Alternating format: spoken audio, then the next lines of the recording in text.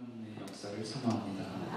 아버지, 이 시간 저희와 함께 하셔서 당신의 말씀을, 주 여호와 하나님의 말씀을 선포하여 주시옵소서. 저희가 할 수 있는 것은 아무것도 없습니다. 제가 할 수 있는 것이 아무것도 없습니다. 아버지께서 하셔야 하고, 아버지께서 말씀하시고 저희로 하여금 그 말씀을 깨닫게 하셔야 합니다. 깨닫고 이해하여 정말로 저의 삶에 도전되고, 그러므로 저희 안에 적용할 수 있는 귀한 그러한 말씀의 열매를, 믿음의 열매를 맺게 되오니 주 아버지, 당신께서 역사하시고 인도하여 주시옵소서. 시종일과 함께 하실 줄 믿고 감사드리며 이 모든 말씀 예수 그리스도 이름으로 드렸습니다. 자, 여러분, 미국이 아직까지 식민지 되었던 때예요. 영국의 식민지 되었던 1700년도 초반에 자나탄 에드워드라는 사람이 있었어요. 그리고 그 와이프가 사모님인 세라 에드워드입니다. 자나탄 에드워드는 그때 당시 노스 이스트 쪽에 있는 작은 교회를 섬기게 됩니다. 근데 자나탄 에드워드가 목회를 하면서 그가 쓴 많은 설교문들이 있고 기도문들이 있고 많은 책이, 저서들이 있어요. 근데 그 책들로 인해서, 그 많은 그의 수고로 인해서 18세기 중반에 중엽에 영적 대각성 운동이 일어납니다. Great Awakening이 일어나요. 1800년도 중반에. 그리고 그 중반에 그 초기를, 그 Great Awakening이 있을 수 있는 기반이 자나탄 에드워드를 통해서 닦입니다. 자나탄 에드워드와 세라 에드워드 사이에 11명의 자녀가 그 목회를 하는 중에 하나님께서 주셨어요. 제가 개인적으로 자나탄 에드워드 책이 많이 있습니다. 제가 그분을 닮기 원하는데 11명은 불가능합니다. 3명도 감사합니다. 축하합니다, 여러분.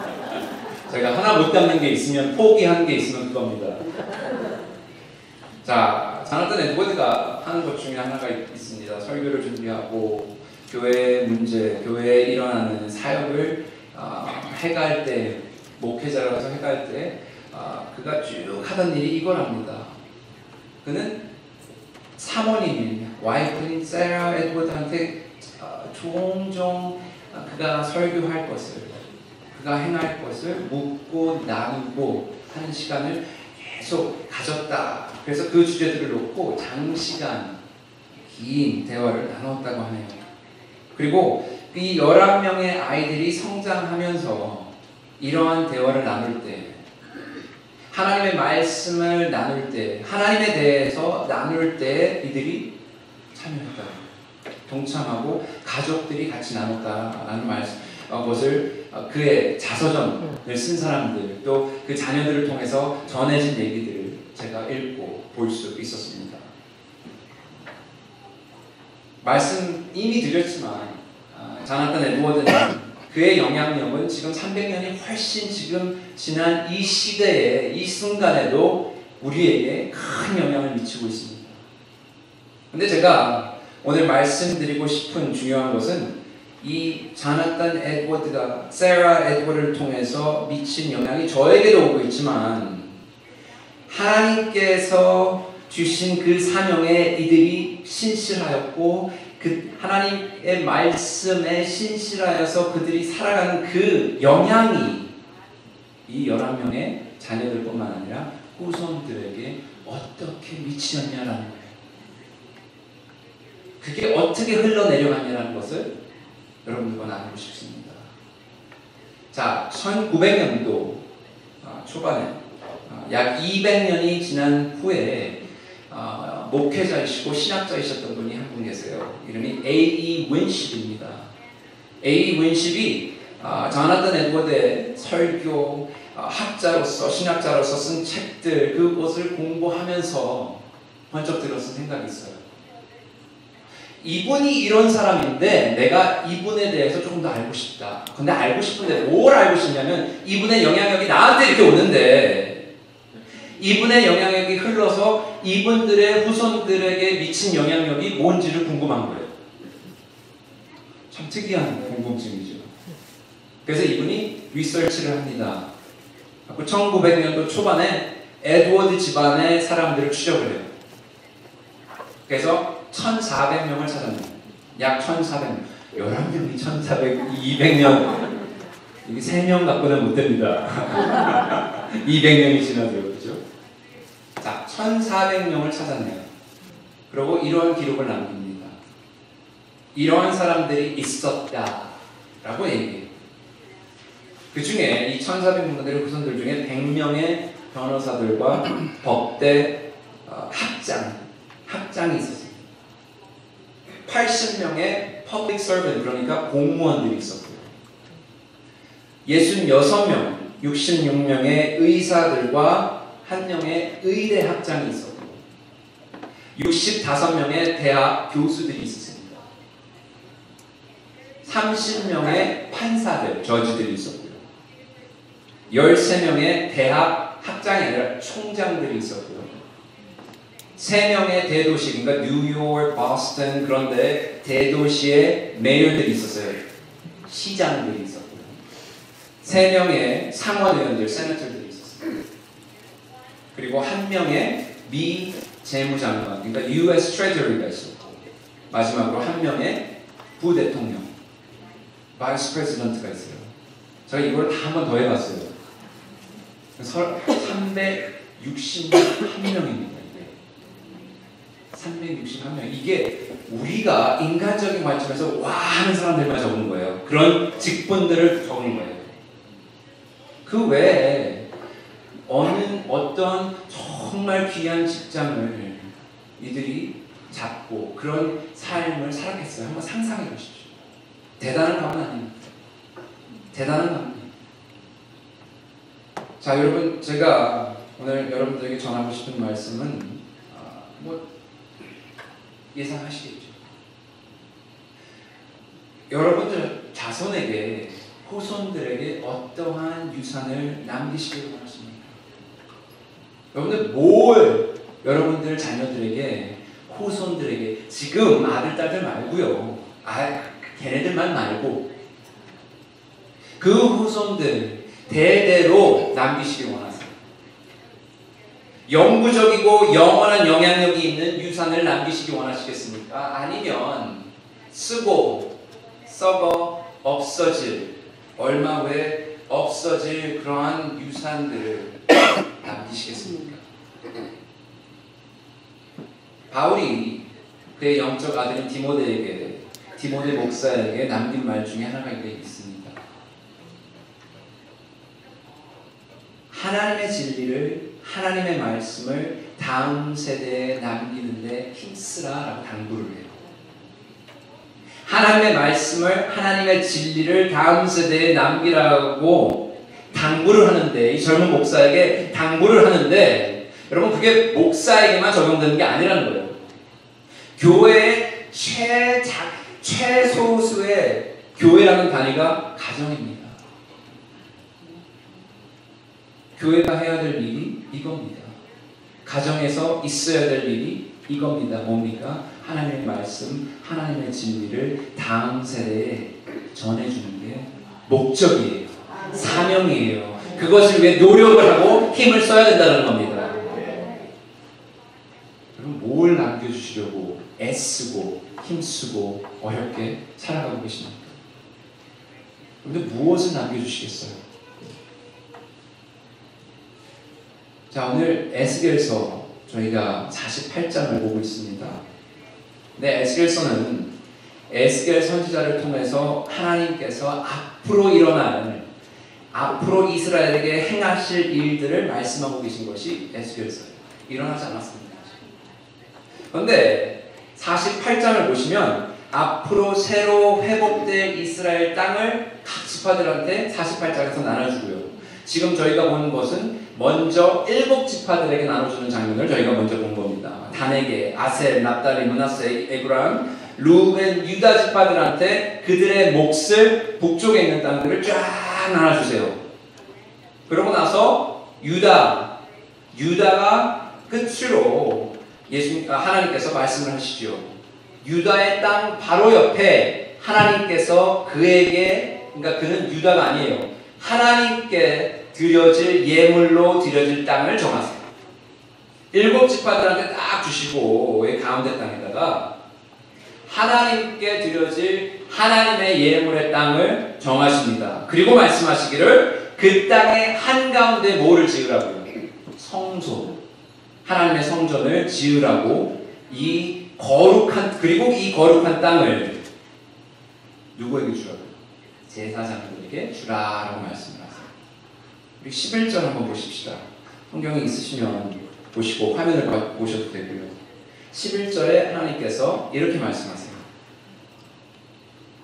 이 땅을, 이 거룩한 땅을, 이 성소가 있을 이 땅을 사독의 자손 중에서 거룩하게 구별한 제사장에게 돌릴지어다. 누구한테 주라고요? 사독의 자손들한테 특별히 구별하여 하나님께 예물로 드려질 성전이 있는 그 땅을 누구한테 주라고요? 사독의 자손들. 왜요? 왜 사독의 자손들에게 이 땅을 하나님은 주시려고 하셨을까요? 11절에 후반기에 계속해서 말씀하시지요. 그들은 직분을 지키고 이스라엘 족속이 그릇될 때에 레위 사람이 그릇된 것처럼 그릇되지 아니하였느니라 라고 하나님께서 말씀하세요. 왜 이들에게 특별한 복을 주셨습니까? 왜 이 땅을 이들에게 주셨어요? 하나님은 이들이 그들의 부르신 대로, 그들의 직분대로 그 모든 것을 신실하게 성실하게 지킨 사람들이기 때문에 라고 얘기하세요. 온 이스라엘이, 온 12지파가 다 그릇되게 행할 때, 다시 말해 하나님 앞에서 모두가 죄를 짓고 있을 때에 또한 레위 사람들, 하나님을 섬기는 레위 사람들도 12지파와 동조해서 그들과 함께 그릇되게 행하고 있을 그때에 어땠다고요? 이들은 그릇되게 죄를 범하지 않았다라고 말씀하세요. 이들이 누굽니까? 이들이 바로 사독의 자손들이에요. 이런 사람들이에요. 자, 근데 여기 48장에서만, 에스겔서에서 48장에서만 사독의 자손들이 나오는 게 아니에요. 여러분 40장 46절부터 시작합니다. 40장 46절에 하나님께서 또 말씀을 하세요. 북쪽을 향한 방은 제단을 지키는 제사장들이 있을 것이라. 이들은 레위의 후손 중 사독의 자손으로서 여호와께 가까이 나아가 수종드는 자니라고. 자, 하나님께서 말씀하시죠. 제단을 지키며 나 여호와께 가까이 나아가 나를 수종드는 특권을 하나님께서 누구에게 주셨어요? 사독의 자손들에게 주셨어요. 레위의 후손 중 사독의 자손들에게 주라라고 하나님께서 칭히 명하셨어요. 43장 19절 보십시오.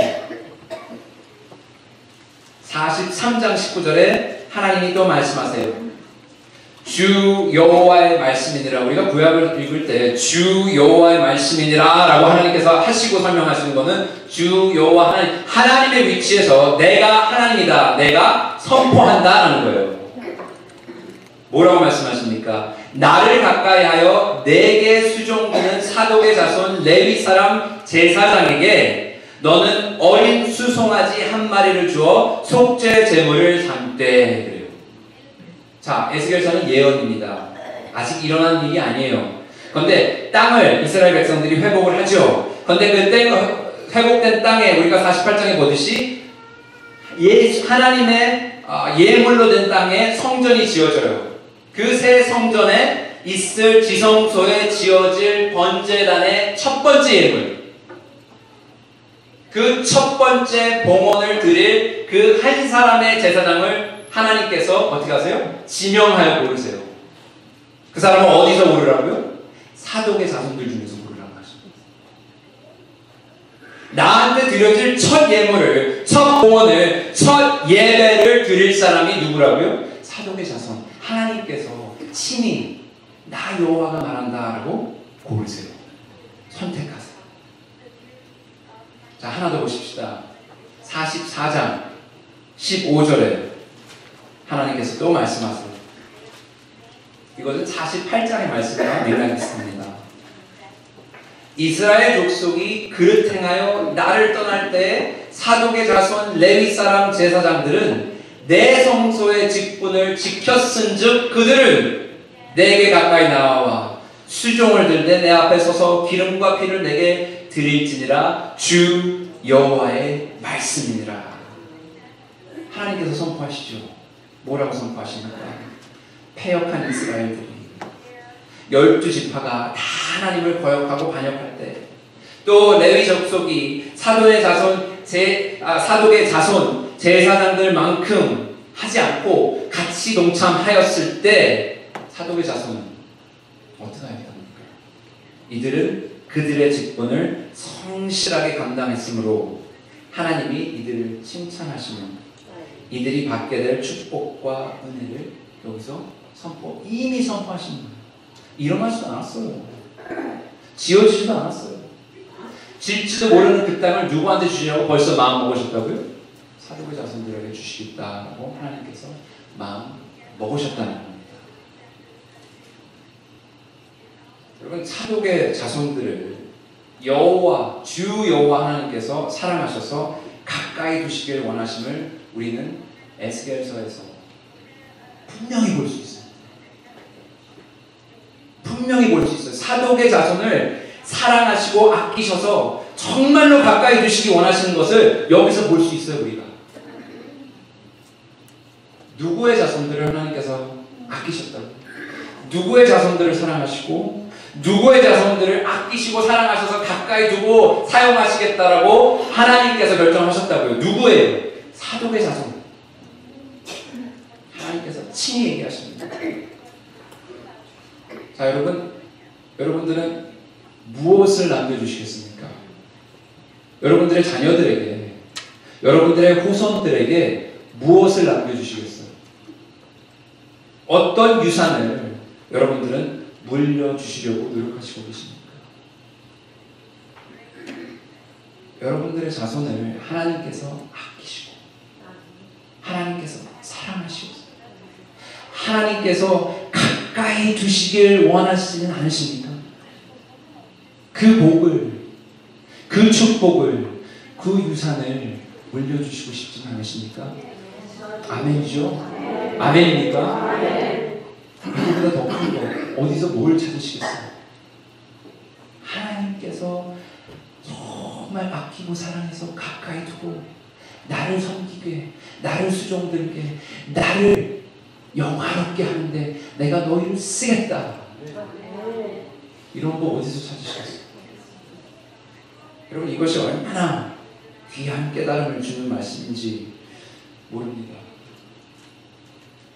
왜 하나님께서 사독에게 그의 자손들에게 이와 같은 큰 축복을 내려주실까라는 생각 안 해보셨어요? 지금 그 생각이 들지. 왜 다른 제사장들도 많은데 왜 사독의 자손 제사장들을 아끼시고 사랑하시고 가깝게 두셔서 하나님을 수종드는 특권을, 그 자리를 이 사람들에게만 주셨냐는 거예요. 왜 성전에서 가까운 그곳을 이 사람들을 진영해서 주시고 거기서 살게 하셨을까? 여러분, 궁금하시지 않으십니까? 여러분, 우리가 하나님을 어떻게 생각합니까? 우리는 하나님을 공평하신 하나님이라고 그러죠. 이거 지금 공평하세요? 공평 안 한 것 같아요. 저도 차별하시지 않으신 하나님이 하나님이라고 알았는데 이거 차별입니까? 차별이 아닙니까? 이거 분명한 차별입니다. 분명한 차별이에요. 그러면은 공평하시고 차별하시지 않으신, 사랑이 많으신, 공의로우신 하나님께서 이렇게 행하셨으면 이유가 있어야 할까요? 없어야 할까요? 있죠. 있어야 합니다. 그 이유를 이해하면 우리가 결론이 나는 거예요. 이게 우리가 궁금해야 합니다. 자, 궁금증을 좀 어떻게 일으켰나요? 궁금하세요? 궁금하셔야죠. 이런 거 없습니다. 이런 거 없어요. 자, 결론부터 말씀드리면 우리는 사독과 같은 사람이 되어야 합니다. 사독과 같은 삶을 살아야 돼요. 그게 결론이에요. 다른 거 없습니다. 오늘 말씀 여기서 끝내면 돼요. 그게 결론이에요. 근데 사독이 누구인지 또한 사독이 어떠한 삶을 살았는지 우리가 봐야죠. 그걸 보면 우리가 왜 하나님이 이렇게 행하신 게 공평하고 왜 이렇게 골라서 차별을 주실 만큼 축복을 내리시는 게 왜 차별이 아닌지 이해가 돼요. 자, 한번 보십시다. 자, 사독이 누굽니까? 사독은 아히룹이란 사람의 아들이에요. 그리고 아비아달과 함께 다윗 왕 시대의 제사장으로 활동한 사람이 사독입니다. 근데 역대상 15장을 보시면 이스라엘과 유다의 새로 왕이 된 다윗이 예루살렘 성으로 입성하면서 말이에요. 하나님의 궤를 옮길 때 8명이 택하여져요.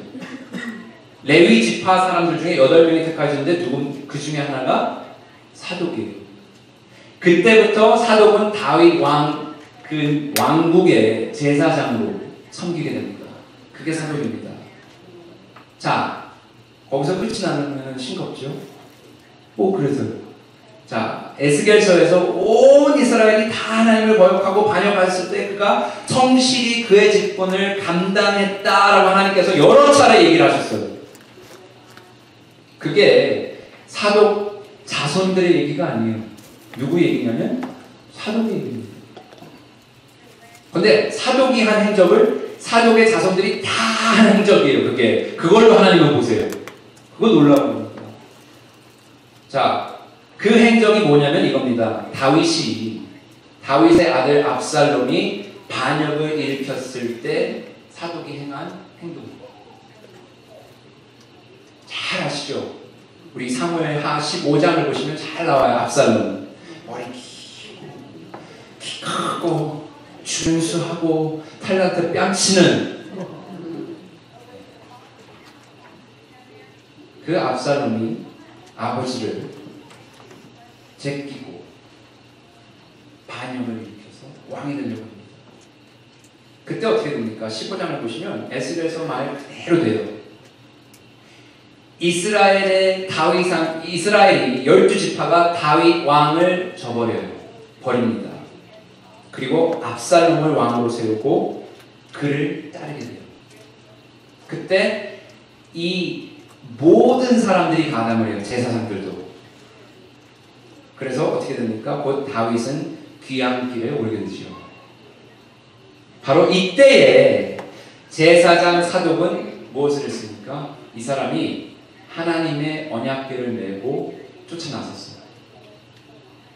하나님의 언약궤를 쥐고 다윗을 쫓아 따르게 됩니다. 그의 왕을 쫓아 따르게 됩니다. 모든 민족이 그와 같이 제사장직을 하고 있는 모든 제사장들이 압살롬을 왕으로 칭송하고 그를 따르고 있을 그때에 사독은 도망하여 귀양길에 오른 그의 왕을 쫓습니다. 왜 그랬을까요, 사독은? 여러분, 눈에 보이는 쉬운 길을 그는 택하지 않았습니다. 쉬운 길을 택하지 않았어요. 현실을, 상황을 정말 빠르게 분석하고 그런 분들 많아요. 진짜 그거는 진짜 뭐라고 해야 되지? 그거는 그 기프트예요, 진짜. 순간에 팍 나오는. 이 상황에 내가 어떻게 빠르게 나의 정치 장래와 나의 이득을, 내 자녀들의 이득을 계산했다면 여러분들 다윗을 쫓는 결정은 어떤 결정입니까? 잘못된 결정이에요. 어리석은 결정입니다. 실수예요. 잘못한 거예요. 그런데 사독은 왕을 쫓습니다. 사독은 다윗을 쫓게 됩니다. 왜요? 사독은 하나님이 보시기에 올바른 길을 택해요. 왜 그게 올바른 길인지 아십니까? 상황이 어떠해도 말이에요. 현실이 어떠해도 사독의 눈에는 누가 왕입니까? 누가 여호와 하나님께서 기름 부으신 이스라엘의 왕입니까? 다윗이에요. 하나님께서는 압살롬을 기름 부어 왕으로 세우시지 않으셨다라는 것을 누가 아는 거야? 사독이 분명하게 알고 있어요. 온 이스라엘이 다윗을 더 이상 왕으로 보지 않을 때 그는 왕으로 모시고 따릅니다. 사독은 다윗을 왕으로 끝까지 따르게 돼요. 세상의 흐름을 따르지도 사람들의 그 많은 조언들을 따르지도 듣지도 않습니다. 쉬워 보이는 것을 약삭빠르게 판단해서 타협하지 않았어요. 그는 그저 하나님을 따르게 되고 하나님이 왕으로 세우신 다윗을 따르게 됩니다. 그는 그릇된 행동을, 죄를 누구 앞에서? 하나님 앞에서 범하지 않았다. 그게 누구의 평입니까? 제 평이 아니죠. 하나님의 평이에요. 그게 하나님의 사독에 대한 평가예요. 근데 이분이, 이 사독이, 이 제사장이 신실합니다. 자, 여러분, 그냥 우리가 사독을 봤을 때 그가 그냥 따라 나서지 않고 뭘 했습니까? 뭘 짊어지고 나섰죠? 하나님의 언약궤를 짊어지고 따라 나섰어요. 왜요? 그건 제사장이니까. 그게 직분이에요. 그 사람 직분이에요. 그래서 하나님의 언약궤를 메고 다윗을 따라 나서게 됩니다. 하나님의 임재하심을, 하나님의 함께하심을 상징하는 그 하나님의 언약궤를 우리 왕과 같이 가야 된다라고 제사장으로서, 제사장밖에 못 만지죠. 짊어 메고 가는 거예요. 자, 우리가 시간이 없어서 사무엘하 15장 24절에서 29절의 말씀을 못 보여드립니다. 근데 사무엘하 15장 24절 29절에 보면 다윗이 이런 얘기를 사독에게 해요. 자신을 따라 나선 사독에게, 언약궤를 메고 따라 나선 사독에게 이렇게 얘기합니다. 사독아, 그럼 너는 너희 아들을 데리고, 아비아달이라는 다른 제사장들이 같이 따라 나왔거든요. 아비아달과 두 아들을 데리고 이 하나님의 언약궤를 메고 돌아가라. 어디로 돌아가라? 예루살렘. 예루살렘을 누가 점령하고 있어요? 압살롬이 점령하고 있죠. 적군들이 점령하고 있는데 돌아가라. 사무엘하 15절. 여보, 왜 다윗이 이런 명령을? 한 사람이 급한데, 하나님의 언약궤가 지금 따라 나섰는데 왜 이걸 들고 도로 가라고 그러고, 제사장급 사람들을 왜 도로 보냅니까? 이해가 안 되죠. 왜 이런 명령을 내렸을까? 여러분, 우리가 생각해보면 다윗이 어떻게 하나님의 언약궤를 생각했나 생각해 보시면 이해가 돼요. 하나님의 언약궤 앞에서 춤을 추던 사람이, 예루살렘에 들어가는 그 언약궤 앞에서 춤을 추고 기뻐 찬미했던 사람이 그 사람이에요. 그 하나님의 언약궤를 놓고 성전을 짓고 싶어서 난리난 사람이 이 사람이에요. 정말 소중하게 하나님의 언약궤를 생각했던 사람이 다윗입니다. 그러니까 지금 나는 갈 곳도 없는데, 둘 곳도 없는데, 어디에서 무슨 일이 일어나서 이게 어떻게 흠이 날지 모르는데, 그러니까 사독 보고 이거 하고 돌아가라는 거예요. 하나님께서 원하시면 나로 하여금 하나님의 그 언약궤 앞에 다시 세우실 것이다 라고 15장에 얘기를 해요. 하나님의 언약궤를 아끼고 사랑하기에 이런 명령을 내립니다. 그게 다윗의 관점이에요. 그러면 사독의 관점에서 한번 그 명령을 들어보세요. 사독의 관점에서. 아니, 왕이니까 제사장으로서 이거 들고 따라 나섰어요. 신인에서, 신실하게 순종해서. 근데 자기 보고 뭐라고 하냐면 궤를 메고 예루살렘으로 돌아가라 라고 얘기를 해요. 명령을 해요. 그게 사독에게 무엇을 의미합니까? 이거는 여러분 사독의 관점에서 보면 적지로 들어가는 것이요, 그렇다면 다 알아요. 적들이 들어가서 하나님 언약궤 없네 알고 있어요. 벌써 압살롬들의 제사장들은 그거 짊어 메고 나왔죠. 그럼 누구 편이라는 거 알고 있죠. 누구를 왕으로 모시고 있는지 다 알고 있는데 그거를 도로 메고 들어가면 압살롬의 사람들한테 어떻게 됩니까? 죽죠. 그게 사독의 관점이에요. 다윗의 관점 이해해요. 근데 그 관점에서 사독의 관점을 한번 들어보세요. 자, 여러분, 사독이 어떻게 합니까? 그럼에도 불구하고 왕의 명령을 순종하면 그의 생명이 위태로울 수 있고 죽을 수 있는, 충분히 죽을 수 있는데, 그럼에도 불구하고 사독은 그 명령에 순종해서 두 아들을 데리고 들어가요. 예루살렘으로 돌아가게 됩니다. 여러분, 이런 사람이 사독이에요. 이런 사람이 사독이에요. 그가 다윗왕에 가지고 있던, 하나님이 기름 부으셔서 왕으로 세우신 하나님을 섬김과 왕을 섬김과 그것에 신실하게 자기의 맡은 바를 이렇게 행한 사람이 사독이에요. 여러분, 한 곳만 더 보십시오. 다른 한 곳에 또 있어요. 우리 사독의 신실함을 볼 수 있는 곳이 하나가 있는데, 거기가 열왕기상 1장입니다. 열왕기상 1장에 가면 다윗이 이제 노년이에요. 나이가 많이 들었어요. 근데 그때 열왕기상 1장을 보시면 다윗의 아들이 또 반란을 일으키려고 이렇게 모의를 합니다. 그 이름이 아도니아예요. 아도니아가 요압 장군과 아도니아가 제사장, 사독과 같이 여지껏 쭉 동행했던 아비아달과 모의해서 왕이 되고서요. 그래서 모든 군대 사령관들을 모으고 다윗의 모든 아들들을 모으고 그리고 모든 제사장들이 아도니아를 왕으로 세우는 일에 동참합니다. 그 일이 일어납니다. 그런데 사독이 어떻게 했을까?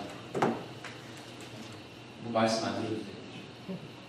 자, 사독은 그의 왕 다윗이 불러 명령한 대로 나단과 함께, 선지자 나단과 함께 절대 가담하지 않고 절대 섞지 않고요. 거절한 후에 가요. 어딜 갑니까? 장막에 가서 뿔이, 기름이 담겨있는 그 성막에서 기름 담은 뿔을 가져다가 다윗의 아들 솔로몬에게 기름을 부어 그를 이스라엘의 왕으로 세우게 돼요. 누가 솔로몬을 왕으로 세웠습니까? 아니, 하나님이 세우셨죠. 네, 누가 솔로몬에게 기름을 부었어요? 사독이 부었습니다. 사독이 부었어요. 이와 같이 우리가 쭉 구약에서 보셨듯이 사독은 신실하게 한결같이 정도를 보여요. 끝까지 하나님이 주신 직분을 성실하게 감당한 사람이 사독이에요. 왜 하나님이 사독과 사독의 자손들을 축복하셨을까? 여기 답이 있습니다. 이래서 사독을 축복하시고 이래서 사독의 자손들을 축복하신 거예요. 근데 여기서 하나 말씀드리고 싶은 게 이겁니다. 아비아달, 그런데 말이에요. 아비아달은 우리가 역대상을 거쳐 들어가면 그 8명 처음 이거 언약궤를 쥐고 예루살렘 들어갔던 사독과 같이 들어갔던 사람이에요. 사독과 같이 다윗 왕을 섬겼던 제사장이 아비아달이에요. 아비아달은 사독과 함께 언약궤를 메고 다윗을 따랐던 사람이 아비아달이에요. 그리고 다윗의 명령에 사독과 함께 순종하여 예루살렘으로 돌아왔던 사람도 아비아달이에요. 근데 여러분, 우리는 하나님께서 아비아달의 자손들을 사랑하시고 아끼시고 가까이 두셨다라는 말 못 읽죠. 못 봐요, 성경에서. 하나님께서 아비아달의 자손을 축복하시지 않았어요, 사독같이. 왜? 여기서부터 길이 어긋나요. 아비아달과 사독의 길이 벗어나요. 왜요? 아비아달이 솔로몬 대신 아도니아를 왕으로 세우는 반역에 동참해요.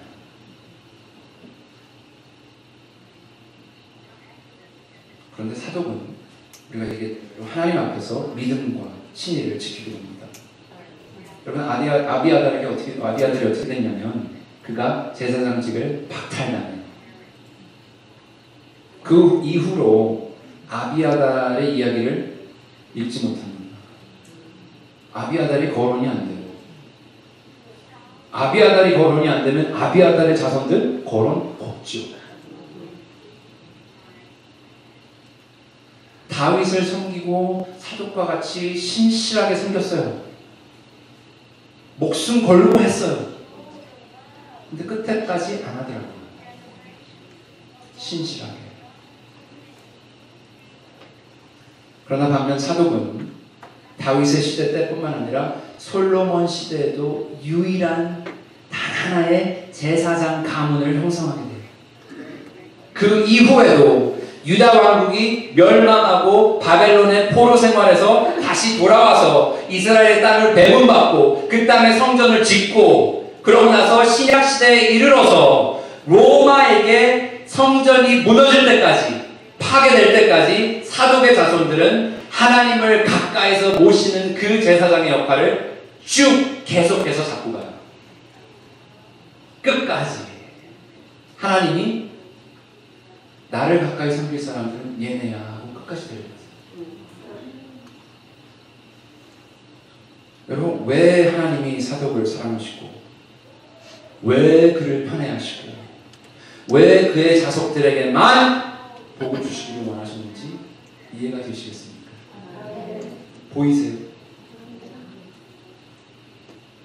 왜 사독의 자손들을 아끼시고 사랑하셔서 가까이 두시고 하나님을 섬기게 하셨는지 우리는 이해해야 합니다. 이게 지금 몇 대예요? 이게 지금 얼마를 흘러내려온 복입니까? 이 모든 것이 사독의 모든 자손들이 받은 축복은 아버지 사독의 올바른 믿음입니다. 그게 그의 올바른 선택, 그의 신실한 행동이 이유예요. 모두가, 다수가 그냥 보기 좋은 그런 쉽게 결정한 그런 행동을 하지 않았어요. 여러분, 여러분의 자손들이 잘 되기를, 그들의 영혼이, 그들의 영육이 잘 되도록 기도하시고 바라고 원하시지 않습니까? 여러분, 사독의 자손들이 하나님께 받았던 그런 축복을 여러분들의 자녀들이, 여러분들의 자손들이 대대로 받는 것을 원하시지 않으시겠어요? 욕심 안 나세요? 저 욕심 나요. 욕심 낼 거에다 욕심을 내야 돼요. 욕심, 목숨 걸만한 데다가 거십시다. 이게 목숨 걸만한 거예요. 그러면 저와 여러분 어떻게 해야 이런 유산을 물려주겠습니까? 뭘 어떻게 해야 이런 유산이 1대가 아니라 2대가 아니라 3대가 아니라 대대로 내려가겠어요? 사독같이 사십시다. 사독이 행동한 것처럼 사십시다. 여러분, 제가 아까 말씀드렸는데 사독이 목숨 걸고 내려갈 때 누구 내려간지 아세요? 두 아들 때리고 내려갔어요. 끌고 내려갔어요. 그 두 아들이 하나님을 신실하게 섬깁니다. 목숨 걸고 예루살렘에서 일어나는 일들 누구한테 연결해 준 줄 아세요? 다윗한테 보고하는 게 누군지 아세요? 사독의 아들 둘이에요. 그 아버지의 그 아들이에요. 당연한 거 아닙니까? 아버지의 신앙과 사명감을 그대로 물려받았으니까 목숨 걸고 이거 하는 거예요. 당연한 거예요. 뭐가 이상해요? 할 일이에요. 여러분의 믿음도요, 여러분의 하나님에 대한 신실함과 사명감도요, 다 되물리면 됩니다. 다 물려주시는 거예요. 돌아가시면 물려주시는 게 아니라 지금부터 한순간 한순간 물려주시는 거예요. 부모의 신앙과 믿음의 생활이 중요한 이유가 그것이 여러분의 당대에서 끝나지 않고 다 자녀들에게, 후손들에게 여러분의 믿음이, 여러분의 신실함이 전수되기 때문에 이게 중요한 거예요. 여러분, 출애굽기 20장 5절과 6절 다 잘 아시는 말씀이에요. 하나님께서 말씀하실 때 이렇게 말씀하세요. 나 내 하나님 여호와는 질투하는 하나님인즉 나를 미워하는 자의 죄를 갚되 아버지로부터 아들에게서 3, 4대까지 이르게 하거니와 나를 사랑하고 내 계명을 지키는 자에게는 천대까지 은혜를 베푸기시다라고 하나님 말씀하세요. 약속입니다. 신명기 7장 9절 하나님께서 뭐라 하십니까? 너는 알라 오직 내 하나님 여호와는 하나님이시오 신실하신 하나님이시라. 그가 그를 사랑하고 그의 계명을 지키는 자에게는 천대까지 그의 언약을 그의 약속을 이행하시며 이내 즉 사랑과 은혜를 베푸시겠노라 라고 약속하세요. 천대. 여러분, 사독은 이스라엘 백성들이 하나님을 떠나서 우상을 숭배하고 패역할 때에도 나라의 반란이 일어날 때에도 오직 자신의 길을 묵묵히 가며 주어진 일에 최선을 다하고 좌로나 우로나 치우치지 않은 사람이 누굽니까? 사독이라는 겁니다. 이걸 우리가 배워야 합니다. 이것이 우리와 우리 자손들이 다 하나님의 칭찬과 하나님의 축복을 받는 비결일 줄 믿습니다. 자, 여러분 다시 말씀드립니다. 하나님께서는 부모의 신실함을, 여러분의 믿음을, 여러분의 신앙을 절대 잊지 않으세요. 그러니까 믿음도 잊지 않으시고 신실함도 잊지 않으시지만 우리가 신명기 출애굽기를 보면 우리의 잘못도 잊지 않으세요. 무섭죠? 그러면 3, 4대 한국 1000대 한번 비교해 보십시다. 근데 부모의 신실함을 보시고 우리의 신실함을 보시고 우리를 축복을 하세요. 근데 거기서 끝나는 게 아니라 자녀들과 나의 자녀들과 내 자녀들의 자녀들 자손들에게 차고 넘치게 갚으시는 은혜로운 하나님이심을 기억하시기를 축원합니다. 기억하시기를 축원합니다.